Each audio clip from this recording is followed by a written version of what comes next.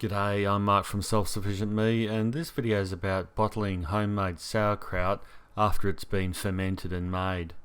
I fermented mine in this Fido jar, a 5 litre one, and I got a really good batch out of it. This is the end of the season for me. I won't be able to grow another cabbage for another 6 months, so it's just way too hot to grow cabbages. So this is going to have to last us now until we get into late autumn or winter. So I'm packing them into these smaller jars. I just poured it out into a big bowl. Then I press it down with a spoon. I pack it into the jars as tightly as I can until the juice starts to come up.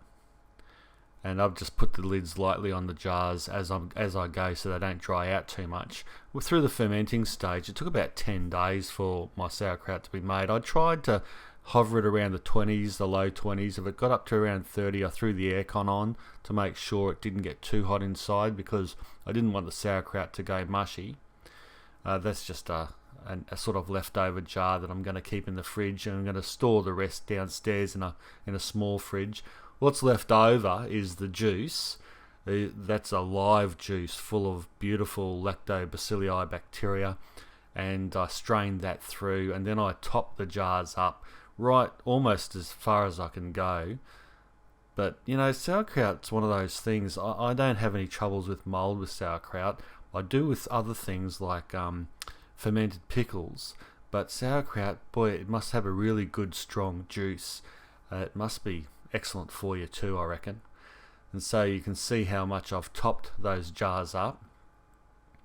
And then I just simply put the lids on. The jars, by the way, aren't typically sterilized. They're just washed out in soapy water, and I made sure they're clean because you're essentially not using a sterilized material putting in it. It's a live material, goes into a fridge. And if you've got any juice left over, whack it down the hatch because she's really good for you.